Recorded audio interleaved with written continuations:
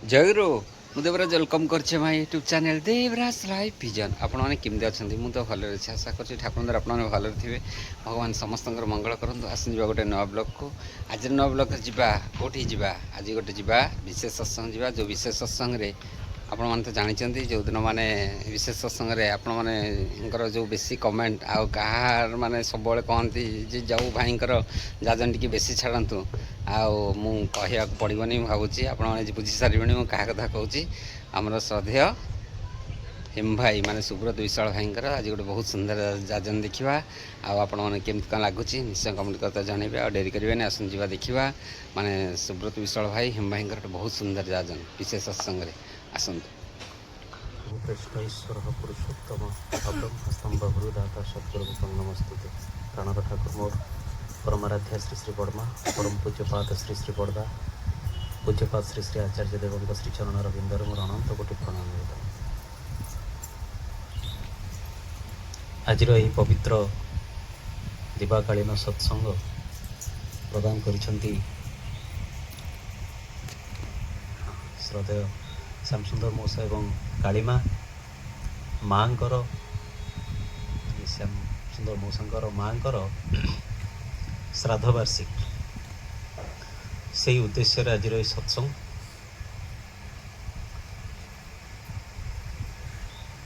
ପରମ ପିତାଙ୍କର କଥା ବ୍ୟକ୍ତ କରିବାକୁ ଗଲେ ମନ ବିଚଳିତ ହୋଇଯାଏ ଯେ କ'ଣ କହି କେମିତି କରି ଆମେ ତାଙ୍କୁ ବୁଝେଇବା। କିନ୍ତୁ ସବୁ କିଛି ଅବସ୍ଥାରେ, ସବୁ ପରିସ୍ଥିତିରେ ସିଏ ଯେ ପରମ ମଙ୍ଗଳ, ଏ କଥାରେ କିନ୍ତୁ ମନ ଏକଦମ ସ୍ଥିର।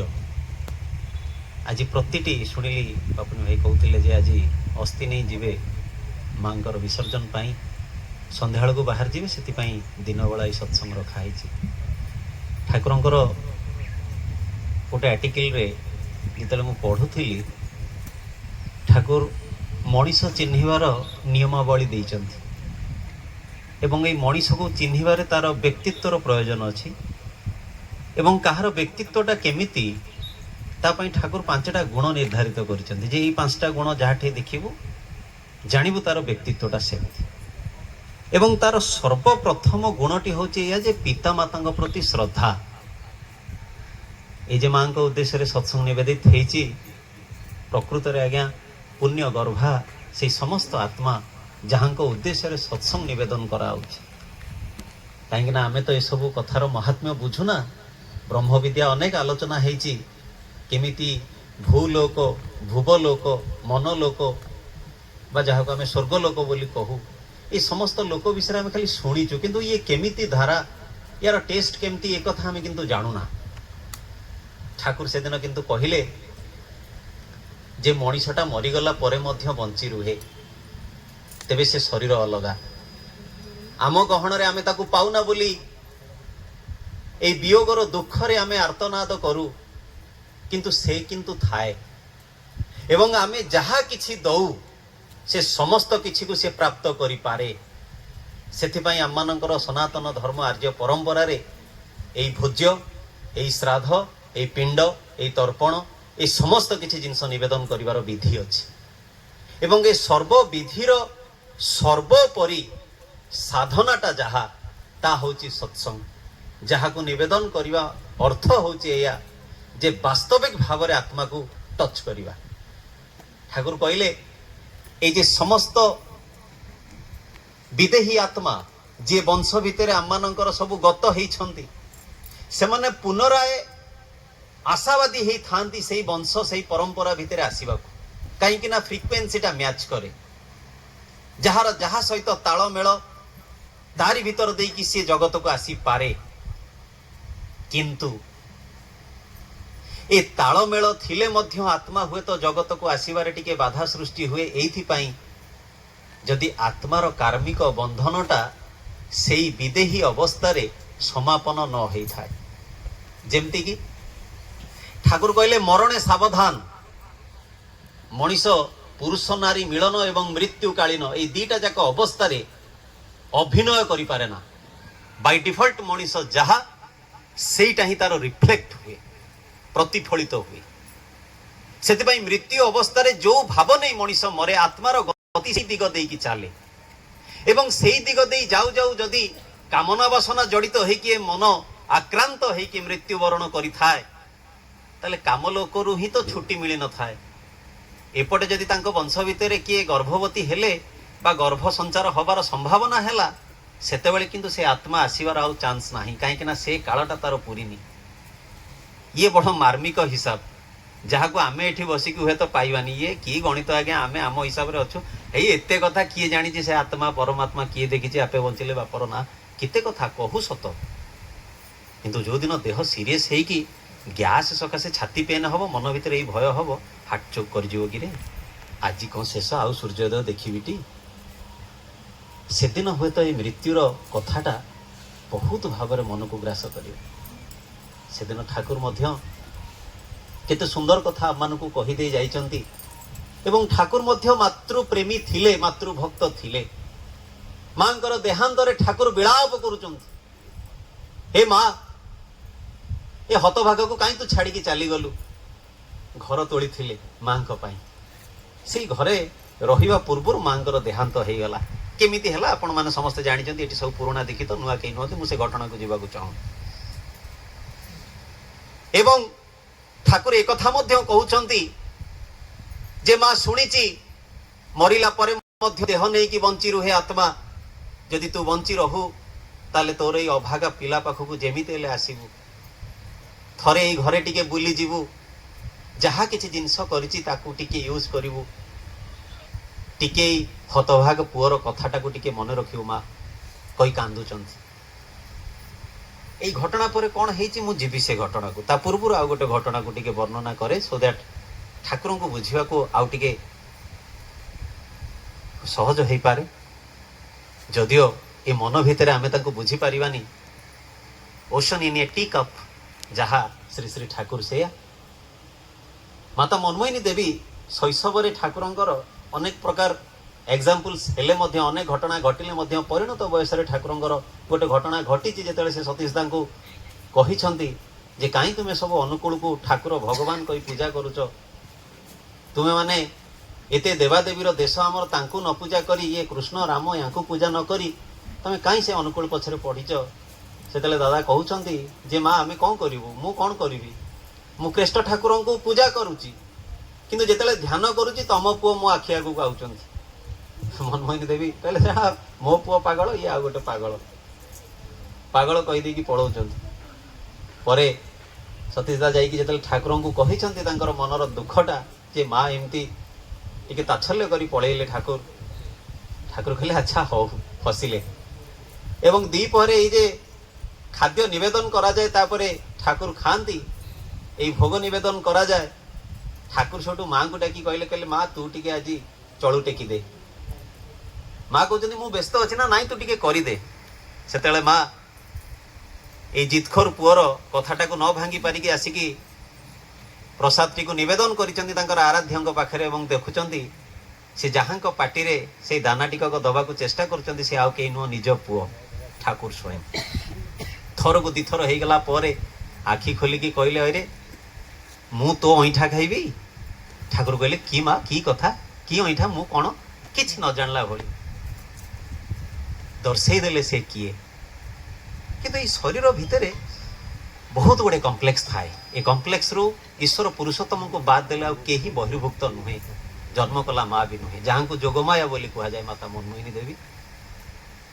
ଠାକୁରଙ୍କର ଏଇ ପ୍ରକାର କଷ୍ଟ ପରେ ମୁଁ ଜାଣିନି ସେ ସମୟର ଗ୍ୟାପ୍ କେତେ, କିନ୍ତୁ ଯାହା ଠାକୁରଙ୍କର ଜୀବନୀ ଭିତରୁ ମିଳେ ଯେ ପରବର୍ତ୍ତୀ ଅବସ୍ଥାରେ ଠାକୁର ଯେତେବେଳେ ନିର୍ଜନରେ ଶୋଇଛନ୍ତି ସେଇ ରୁମ୍ ଭିତରେ, ଠାକୁରଙ୍କର ରୁମ୍ ବାହାରେ ଜଣେ ଭାଇ ତଦାରଖ କରନ୍ତି, ତାଙ୍କର ଟିକେ ଆଖି ଲାଗିଲା ବେଳେ ସେ ଦେଖୁଛନ୍ତି ଧଳା ଶାଢ଼ୀ ପିନ୍ଧି ଜଣେ ମା ଭିତରକୁ ପଶିଗଲେ ଏବଂ ସିଏ ତାଙ୍କ ସାଙ୍ଗରେ ପଛକୁ ଯିବାକୁ ଚେଷ୍ଟା କଲା ବେଳକୁ ସେ ଠାକୁରଙ୍କ ପାଖରେ ଅଲରେଡି ଯାଇ ବସି ସାରିଲେଣି ଏବଂ ଠାକୁର ମଧ୍ୟ ବସିକି ଅନେଇଛନ୍ତି। ଠାକୁର ଅନେଇଛନ୍ତି କଣ ଗୋଟେ କଥାବାର୍ତ୍ତା ହେବେ ଏଇ ରକମର ଆକଳନ କରି ଏ ଭାଇ ଜଣକ ନିଜେ ଟିକେ ରହିଯାଉଛନ୍ତି। ଅନେକ ସମୟ ବିତିଗଲା ପରେ ସେ ଉତ୍କଣ୍ଠାର ମାନେ ବ୍ୟସ୍ତ ବି ହେଇଯାଇଛନ୍ତି, କାହିଁକିନା ମଧ୍ୟରାତ୍ରି ହଠାତ୍ କିଏ ଗୋଟେ ମାନେ ବିଧବା ଲୋକ ଭଳି ଧଳା ଶାଢ଼ୀ ପିନ୍ଧିକି ଗୋଟେ ସ୍ତ୍ରୀ ଲୋକଟେ କିଏ ପଶିଗଲା ଏବଂ ଏଇ କଥା ସେ ଭାବୁଛନ୍ତି ଟିକେ ବିତସ୍ତ୍ରତ ଅବସ୍ଥା ହେଇଛନ୍ତି ସେ ଦେଖୁଛନ୍ତି ପୁଣି ଜଣେ ମାଟେ ବାହାରକୁ ସେଇ ମାଟି ବାହାରିକି ବାହାରୁଛନ୍ତି। ଯେତେବେଳେ ବାହାରିକି ଯାଉଛନ୍ତି ଜୋର ଜୋର ପାଦରେ ଯାଉଛନ୍ତି। ଏ ଭାଇ ଜଣକ ମା ଶୁଣନ୍ତୁ, ମା କୁଆଡେ ଯାଉଛନ୍ତି, ମା ଟିକେ ଶୁଣନ୍ତୁ, କିଏ ଆପଣ, କୁଆଡେ ଆସିଥିଲେ, ଏମିତି ବାରମ୍ବାର କହିକି ଯେତେବେଳେ ଗୋଡେଇ ଯାଇଛନ୍ତି ସେ ମା ଜଣକ ଟିକେ ଠିଆ ହେଲେ ଏବଂ ଯେତେବେଳେ ପଛକୁ ମୁହଁ ବୁଲେଇ ଦେଲେ ଭାଇ ଜଣକ ତଟସ୍ଥ ହେଇଗଲେ। ସେ ଆଉ କେହି ନ ଶ୍ରୀ ମାତା ମନମୋହିନୀ ଦେବୀ ନିଜେ ଥିଲେ। ଭାଇ ଜଣକ ଆଶ୍ଚର୍ଯ୍ୟ ଯେ ମାଙ୍କର ତ ଦେହାନ୍ତ ହେଇଯାଇଛି, ପୁଣି ଏ କିଏ? କିନ୍ତୁ ଯେହେତୁ ଆଶ୍ରମବାସୀ ଏବେ ଯଦି ପାପୁନି ଭାଇ ତାଙ୍କ ଜେଜେମାଙ୍କୁ କୋଉ ଦିନ ଦେଖି ଦିଅନ୍ତି ଟିକେ ଭୟ ହେଲେ ବି ଏତେ ଭୟ ଲାଗିବନି, ଏଇ ତ ମୋ ଜେଜେମା। ତେଣୁ ମାଙ୍କଠୁ ଯୋଉ ଶ୍ରଦ୍ଧା ପାଇଛନ୍ତି ସେଇ ଶ୍ରଦ୍ଧାରେ ସିଏ ତଟସ୍ଥ ହେଇକି ମାଙ୍କୁ ଚାହିଁ ବସିଛନ୍ତି ଏବଂ କହୁଛନ୍ତି ମା ଆପଣ ତ ଚାଲି ଯାଇଛନ୍ତି। ସେତେବେଳେ ମା ତାଙ୍କୁ କହୁଛନ୍ତି ନାଇଁ ରେ, ଜୀବନ ସାରା ବୁଝିପାରିଲିନି ସେ କିଏ ବୋଲି। ଆଜି ମରିଗଲା ପରେ ଟିକେ କ୍ଷମା ପ୍ରାର୍ଥନା କରିବାକୁ ଆସିଥିଲି ଯେ ମା ହିସାବରେ କେତେ କଣ କରିଦେଇଛି। ସେ ଯେ ବିଶ୍ଵେଶ୍ୱର ଏ ମାୟାର ବନ୍ଧନଟା କଟିଗଲା ଏଇ ଶରୀର ଛାଡ଼ିଲା ପରେ। କହିଲେ ସେଥିପାଇଁ ଟିକେ ତା ପାଖରେ କ୍ଷମା ପ୍ରାର୍ଥନା କରିବାକୁ ଆସିଥିଲି ଯେ ସେ କିଏ ବୋଲି। ତ ସେଥିପାଇଁ ଆମେ ବୁଝିପାରିବାନି ଠାକୁର କିଏ, କିନ୍ତୁ ଏତିକି ଟିକେ ଉପଲବ୍ଧି କରିପାରିବା ଯେ ସେ ଆମର ପରମ ବନ୍ଧୁ, ସେ ପରମ ସଖା, ସେ ମୋର ବାପା, ସେ ମୋର ମା, সে মোর ভাই, সে মোর ভৌণী, সে সব কিছু। যে যা ভাবে আমি তাইরে প্রাণের কোণে একটু অমল ধবল বিশ্বাস চাইরে। জীবନରେ এই ভরসা, এই ভাল পাইবা ভিতর ଦେଇକି ସେ ଧରା ଦିଅନ୍ତି।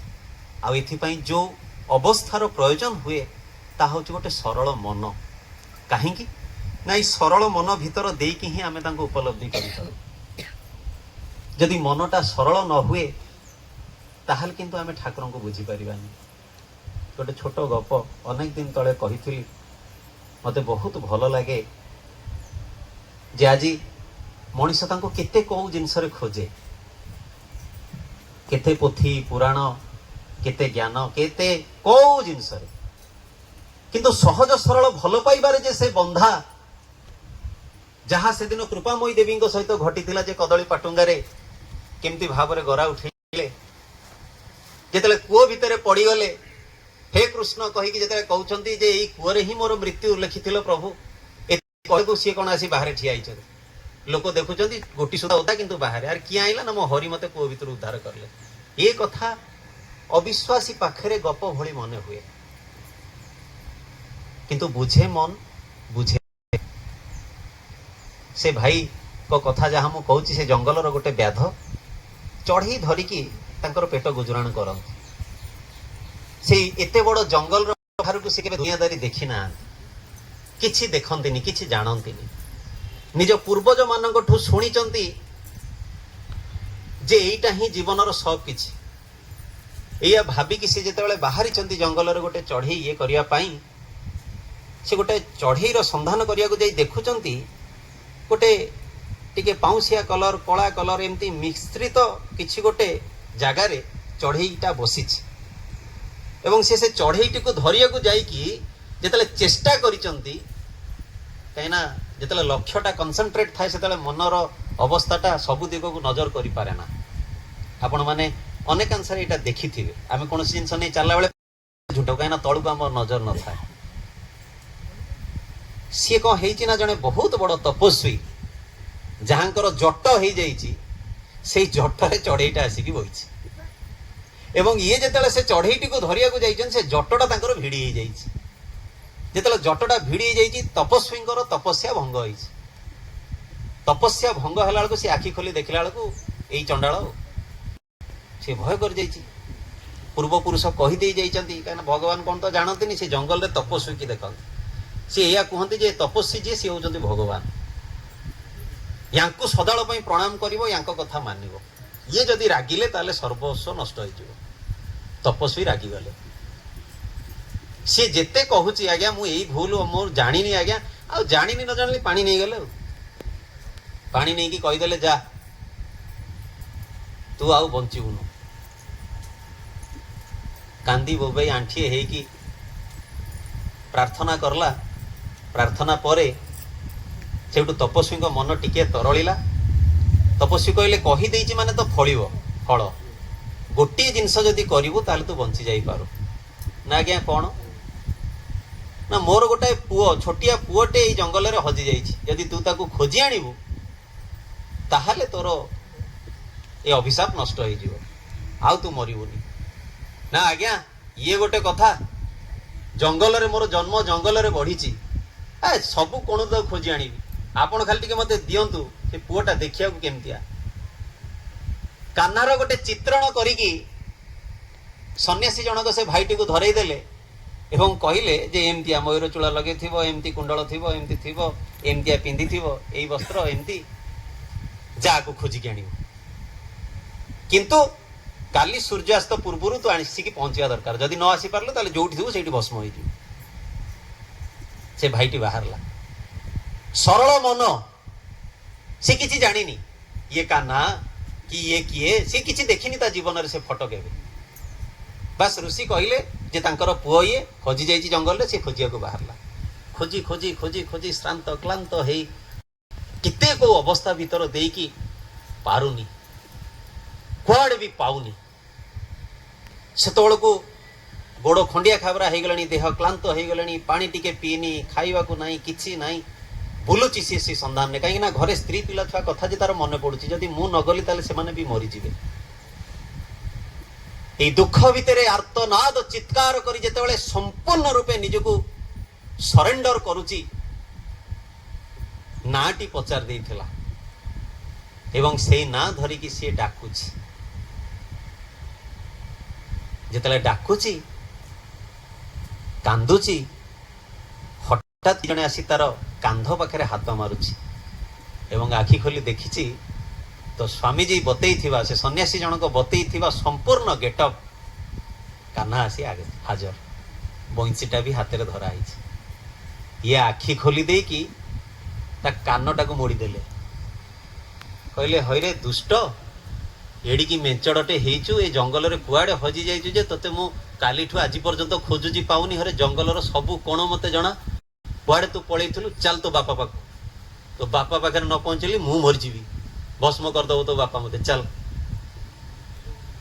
ଏଇଆ କହିକି ଯେତେବେଳେ ପୁଣି ସନ୍ନ୍ୟାସୀ ପାଖକୁ ଯାଉଛନ୍ତି, ଆଜ୍ଞା ଆଜ୍ଞା ପ୍ରଭୁ ଦେଖନ୍ତୁ ପୁଅକୁ ନେଇକି ଆସିଛି, ସ୍ୱାମୀଜୀ ଆହୁରି ରାଗିଗଲେ, କାହିଁକିନା ସ୍ୱାମୀଜୀ ଜାଣିଛନ୍ତି ସେ କାହାର ଫଟୋ ଦେଇଛନ୍ତି। ଆଶ୍ଚର୍ଯ୍ୟ ଭାବରେ ଆଖି ଖୋଲି ଦେଖୁଛନ୍ତି ସେ ଘଟଣା ଏବଂ ଆଖି ଖୋଲୁ ଖୋଲୁ ସେ ଉଭାନ ହେଇଯାଉଛନ୍ତି। ସ୍ୱାମୀଜୀ କିନ୍ତୁ ଟିକେ ଝଲକ ପାଇଛନ୍ତି ଏବଂ ପାଇବା ପରେ ତାକୁ କହୁଛନ୍ତି, କହ କୁଆଡ଼େ ଗଲେ ସିଏ? ନା ଆଜ୍ଞା ହାତ ଯୋଡ଼ି କ୍ଷମା ମାଗୁଛି, ଆପଣଙ୍କ ପୁଅ ମହାଧୃତ, ଏଇଠି ଧରିକି ଆଇଲି, ଆପଣଙ୍କୁ ଦେଖିବାକୁ କହିଲି, ଆପଣ ଆଖି ଖୋଲିଲା ବେଳକୁ ପୁଣି କୁଆଡ଼େ ଏଇଠି ପଳେଇଲା, ଆଉ ମୋତେ କହିବେନି ତାକୁ ଖୋଜିବାକୁ, ଏଇଠି କେଉଁଠି ପାଖରେ ହେଇଥିବ ଅବଶ୍ୟ, କିନ୍ତୁ ମୋତେ ଟିକେ ଶ୍ରାପ ମୁକ୍ତ କରନ୍ତୁ। ସ୍ୱାମୀଜୀ ତାଙ୍କୁ ଶ୍ରାପ ମୁକ୍ତ କରିବା ସହିତ ତାଙ୍କ ଆଣ୍ଠୁ ତଳେ ପଡ଼ିକି କହିଲେ, ମୋତେ ଶିକ୍ଷା ଦେ ଯେ ସେଇ ପିଲାକୁ ତୁ କେମିତି ପାଇଲୁ, କେମିତି ସେ ବ୍ୟାଧ ବୁଝେଇବ ଯେ କୌଣସି ତପସ୍ୟା, କୌଣସି ଯେ ଯୋଗ ଅଭ୍ୟାସ, କୌଣସି ସାଧନା ନାହିଁ, କେବଳ ସରଳ ମନ ଭିତର ଦେଇକି, ତାର ସରଳ ପ୍ରାଣ ଭିତର ଦେଇକି ସେ ତାର ପ୍ରଭୁଙ୍କୁ ସ୍ମରଣ କରିଛି ଏବଂ ଯୋଉ ପ୍ରଭୁ ତା ପାଖରେ ପ୍ରକାଶିତ ହେଇଛନ୍ତି। ଠାକୁର ତ ଏଇଆ କହିଲେ ଯେ ସେ ଦୀନତା ରୂପକ ମେଣ୍ଢା ସିଂହରେ ଖଣ୍ଡ ବିଖଣ୍ଡିତ ହୁଅନ୍ତି, ତାଙ୍କୁ ଅହଂ ରୂପକ କଷ୍ଟି ପଥରରେ କଷାଯାଏ ନାହିଁ। ଆଜି ଠାକୁର ମୋ ଜୀବନରେ କେତେ ଜୀବନ୍ତ, এইটা ମୋ ଜୀବନର କର୍ମ ଆଉ ମୋର ଅନୁଭୂତି ଉପରେ ପର୍ଯ୍ୟବେସିତ। ଆଜି ଜୀବନ ତ ଆମମାନେ ସମସ୍ତେ ପାଇଛେ, ମରିବା ବି ଦିନେ, କିନ୍ତୁ ମୃତ୍ୟୁ ସମୟରେ ଏ ମୁହଁରେ ହସ ଥିବ ନା କାନ୍ଦ ଥିବ? ଯାହା ସେଦିନ କବୀର ତାଙ୍କର ଦୋହାରେ କହିଲେ ଯେ ଯେତେବେଳେ ତୁମେ ଜଗତକୁ ଆସିଲ ତୁମେ ହସିଲ, ଜଗତ କାନ୍ଦିଲା, ଏମିତି କିଛି କର୍ମ କର ଯେତେବେଳେ ମରିବ ତୁମେ ହସିବ କିନ୍ତୁ ତୁମ ପାଇଁ ଜଗତ କାନ୍ଦିବ। ଯଦି ଏତିକି ଟିକେ ବ୍ୟକ୍ତିତ୍ୱ ଆମ ଭିତରେ ନ ହେଲା, ଯଦି ଏତିକି ଟିକେ ସେବା ସାହଚର୍ଯ୍ୟ ନେଇକି ମଣିଷ ନ ବଞ୍ଚିଲା, ତାହେଲେ ଆଉ ସେ ଜୀବନରେ କଲା କ'ଣ? ଠାକୁରଙ୍କୁ ପ୍ରଶ୍ନ ହେଇଛି, ଚଲାର ସାଥିରେ ଠାକୁର ବାଣୀ ଭିତର ଦେଇକି ବି କହିଛନ୍ତି ଯେ ଏଇ ପରବର୍ତ୍ତୀ ଜୀବନ କେମିତି ହବ, ଇହକାଳ ନିୟନ୍ତ୍ରଣରେ ପରଲୋକ। ଠାକୁର ସେଥିରେ କହୁଛନ୍ତି ଯେ ବର୍ତ୍ତମାନ ପରିବେଶରେ ତୁମେ ଯେମିତି ବଞ୍ଚୁଛ, ତମର କାହା ସହିତ ଭଲ ଅଛି ମନ୍ଦ ଅଛି, ତମ ପରିବାର ଭିତରେ ଠିକ ଅଛି କି ନାହିଁ, ତମେ ଟିକେ এই যে চেঙ্গ বেঙ্গ রাশি ତମେ ଏଇଠି ଯେମିତି ଚଳୁଛ ମରଲା ପରେ ତମ ଜୀବନଟା ସେମିତି ହବ। ଯଦି ଆଜି ମତେ ଏଠି ଲୋକ ଭଲ ପାଉନାହାନ୍ତି ତାହେଲେ ମୃତ୍ୟୁ ପରର ଅବସ୍ଥା ବି ସେଇଆ। ଆଉ ଆଜି ଯଦି ମୁଁ କାହାର ଟିକେ ଭଲ ପାଇବାର ପାତ୍ର ଟିକେ ହେଇପାରିଛି, ଯଦି ନିଜକୁ ସେମିତି ଟିକେ ଗଢି ପାରିଛି, ଯଦି ସେମିତି ଟିକେ ନିଜକୁ ନିୟନ୍ତ୍ରଣ କରିପାରିଛି, ତାହେଲେ ମୋ ପାଇଁ ସେ ଅନନ୍ତ ଅସୀମ ଗୋଟେ ସୁନ୍ଦର ଜୀବନ ଅପେକ୍ଷାରେ ଅଛି। ଆଜି ସମୟ ସଂକ୍ଷିପ୍ତ, କହିବାର କୌଣସି ଆନୁକୂଲ୍ୟ ମୋର ବି ନଥିଲା, ହୁଏତ ଅନ୍ୟ ଭାଇ ଆସିଥାନ୍ତେ, ଆସିନାହାନ୍ତି। ତେବେ ମୁଁ ଏତିକି କହୁଛି, ଆମମାନେ ସମସ୍ତେ ଏଠି ଯେତେ ଜଣଙ୍କ ଉପରେ ନଜର ପଡୁଛି ସମସ୍ତେ ପ୍ରାୟ ବହୁ ପୁରୁଣା। ଠାକୁରଙ୍କୁ ଧରି ଜୀବନର ଉଦ୍ଦେଶ୍ୟଟାକୁ ଟିକେ ଠିକ ରଖିବାକୁ ହବ। ଜୀବନର ଉଦ୍ଦେଶ୍ୟ ଈଶ୍ୱର ପ୍ରାପ୍ତି, ପୁଣି ଜୀବନର ଉଦ୍ଦେଶ୍ୟ ଅଭାବକୁ ଏକଦମ ତଡ଼ିଦେବା। ଜଣେ ଭାଇ କହିଲେ ଭାଇ ଅଭାବକୁ ଏକଦମ ତଡ଼ିଦେବା ମାନେ କେତେ କୋଟି ଟଙ୍କା କରିବା। এই ଅଭାବଟା କିନ୍ତୁ ଏଇ ଫିନାନ୍ସିଆଲ ଅଭାବ ନୁହେଁ, ଏ ଅଭାବଟା ହଉଛି ସେଇ ମନର। ଏବଂ ଏଇ ଅଭାବଟା ଭାବିଙ୍କ ସଙ୍ଗେ ଭାବ କରିବା ଭିତର ଦେଇକି ଯାଏ। ଭାବିଙ୍କ ସାଙ୍ଗରେ ଭାବ ନ କରଲା ଯାଇକି ଏ ଅଭାବଟା କାଳେ ଆମ ପାଖରୁ ଛାଡେନି। ଆଉ ଏଇ ଭାବ ନେଇକି ଯଦି କୌଣସି ବି ମଣିଷ ମୃତ୍ୟୁକୁ ପ୍ରାପ୍ତ ହୁଏ, ଠାକୁର କହିଲେ ମୋର ସନ୍ତାନ ମାନଙ୍କୁ ଅନ୍ଧକାର ଭିତରେ ଚିତ୍କାର କରି ଘୁରି ବୁଲିବାକୁ ହବ ନାହିଁ। ଏ ଆସ୍ୟୁରାନ୍ସ ଠାକୁର ଦେଇଛନ୍ତି, ଏ କମିଟମେଣ୍ଟ ଠାକୁର କରିଛନ୍ତି ଆମ ସହିତ। କିନ୍ତୁ ତା ପୂର୍ବରୁ ଜୀବନରେ ଶେଷ ସମୟରେ ଯେ ସେ ମୋର ମଥାରେ ମହଜୁଦ ଅଛନ୍ତି, ୟା ପାଇଁ ମୋର ଜୀବନଟା ସାରା ସେଇ ଅଭ୍ୟାସ କରିବାକୁ ହବ। କାହିଁକି ନା ମୁଁ କହିଲି ଯେ ସହବାସରେ ଆଉ ମୃତ୍ୟୁ ସମୟରେ ମଣିଷ ଅଭିନୟ କରିପାରେ ନା। ବାଇ ଡିଫଲ୍ଟ ସିଏ ଯାହା ସେଇଆ ହିଁ ରିପ୍ରେଜେଣ୍ଟ ହେଇଯାଏ। ଏ ନବଦ୍ୱାର ଭିତରେ କୋଉ ଗୋଟେ ବି ଆତ୍ମା ନିର୍ଗତ ହେଇଯାଇପାରେ। 9ଟା ହୋଲ ଆମ ବଡିରେ ଅଛି, ଏଇ ତାକୁ ନବଦ୍ୱାର ବୋଲି କୁହାଯାଏ। କାହାର ଝାଡା ଫେରିକି, କାହାର ମାନେ ମୁତିକି, କାହାର ଆଖି, କାହାର ନାକ, କାହାର ପାଟି, ଆମେ ସବୁ ଦେଖୁ ଆଖି ମେଲା ହେଇଯାଇଛି, କାହାର ପାଟିରୁ ବ୍ଲଡ ବାହାରିଛି, ପାଟି ଆଁଟା ମେଲା ହେଇକି ଅଛି, କାନରୁ ବ୍ଲଡ ବାହାରି ଯାଇଛି। ଏବଂ ଉନ୍ନତ ସ୍ତରର ଆତ୍ମା ସେମାନେ ଯୋଉମାନଙ୍କର କାଳେ ଏଇ ବ୍ରହ୍ମରନ୍ଧ୍ର ଭିତର ଦେଇକି ଆତ୍ମାଟା ନିର୍ଗତ ହୁଏ। ଏଇ ଯୋଉ ପିଲାବେଳେ ଯାହାକୁ ଦୁକୁ ଦୁକି କହୁ, ଯୋଉ ତାଳୁଟା ପୁରିବାକୁ ସମୟ ଲାଗେ, ସେଉଠୁ ଶେଷ ଅବସ୍ଥାରେ ଆତ୍ମାଟା ତ୍ୟାଗ କରେ। ଆମେ କିଏ କଣ ତା ତ ମୁଁ ଜାଣେ ନା, କିନ୍ତୁ এই সমস্ত কিছু অবস্থা ভিতরে বীজমন্ত্রর ভূমিকাটা অত্যন্ত গুরুত্বপূর্ণ। সেপাই ঠাকুর কহিলে চলায় ফিরায় জপ, উষায় নিশায় মন্ত্র সাধন এবং যথা সময় ইষ্ট নির্দেশ। এই তিনটা যাক জিনিস ভিতরে আমার জীবনের সার্থকতাটা নিহিত হয়েকি আছে। এইটাকে যদি আমি অবহেলা করিদেউ, যেমতি মু বহুত থর কইছি, সৎসঙ্গে আমি সমস্তে বসু, কেতে থর আমি পরীক্ষা করু যে সৎসঙ্গের আরম্ভর শেষ যায় মু নাম করুছি। অভ্যাস করিকি দেখন্তু, মন এপট সেপট হবনি। কৌশি প্রকার টিকে এপট সেপট করিলা বেলকু মন টিকে বারি বাহারে নামটা চালিছি, ঠাকুর যে জীবন্ত এটি অনেইচন্তি মতে। এই প্রকার ভাব নেই রহিবাকু হুয়ে। তেবে জীবনরে অনেক জীবন বিতিছি, এ জীবন কହୁছি মু আত্মার। কাইকি না আত্মা পাখে এই জন্মটা গোটিয়ে দিন ভଳି। যেমতি আজ ইচ্ছা হল চালরে টিকে পুরী বুলি আসিবা, গোটে দিন পড়াইলা, গোটে দিন গোটে এসি লগাইকি স্টাଣ୍ଡ ফ্যান এই খরারে বি বহুত লোকଙ୍କର এমতি মানসিকতা আছে। আম ভিতরে অনেক ভাই মানুষ বি মু দেখিছি যে এই প্রচন্ড গরমরে বি এসি কু 16রে ଦେଇକି আগাড়ু পছাড়ু ফ্যান ଦେଇକି টিকে ঘোড়ি ହେଇକି শোইবা, এইটা হচ্ছে তাଙ୍କ ପାଇଁ ଗୋଟେ আনন্দ। গোটে দিন কটিগলা। এমতি যে গোটে গোটে দিন আমি আম হিসাবে কাটি চালিছে, এই আত্মার জীবন কাল যাহা তা পাখে এই জন্মটা মধ্যে গোটে দিন। কিন্তু নির্ভর করুচি আম উপরে যে এই জীবনটাকে আমি কেমতি কাটিবা। বুলি চালি মৌজ মজলিস করদেইকি যেনতেন প্রকারণ উদ্দেশ্যকে অবহেলা করিকি না নাই সেই মহৎ উদ্দেশ্যকে বুঝিকি এই জীবনের এমতি কিছু করিথিবা। কাইনা পূজ্য নরেন্দ্রଙ୍କୁ এমতি আলোচনা ভিতরে ভাই মানে কথা হউতিলে, পূজ্য নরেন্দ্র ভাই মানুষ প্রশ্ন করলে যে ভাই কুহতু জীবনের সবু কষ্ট কোণ? সবু ভাই মানে কেতে কোণ উত্তর দেলে। চন্দন ভাই পর্যন্ত বি কেতে উত্তর দেলে, কেতে ভাই মানে সব উত্তর দেলে, কিন্তু উত্তরটি ঠিক হেলানি। সেতলে দাদা হসিকি কহিলে ভাই জীবনের সবুঠু কষ্ট হচ্ছে পুণ্য অর্জন করা, মনে রখিবে। আপন মানে এই যে পরম পিতাঙ্কর ধারারে চালিছন্তি, আপন আপনক অজাণতরে পুণ্য কমাউছন্তি। তেণু এই পুণ্যটা আম জীবনে আমি কেতে টিকে সাউঁটি নেই পারলে এইটা হচ্ছে বিষয়বস্তু। তেবে সর্বপরিশেষে সেই বিদেহী আত্মাঙ্কর সদ্গতি কামনা করিবা সহিত आज ये जो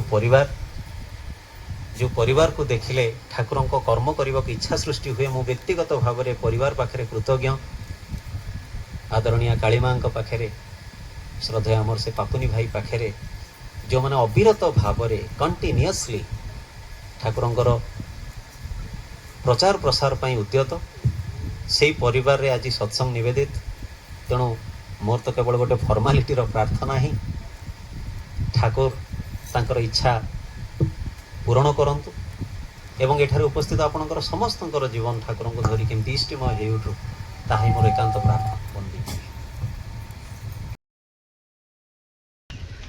आज ब्लग तो आम देखिए केमती हिमबाई रोड बहुत सुंदर जाजन आपके लगे निश्चय कमेंट कर जनइबे पुणी देखा गोटे नया ब्लग रखुच्छी आप प्रिय देवराज नमस्कार जय जगन्नाथ जय गुरु।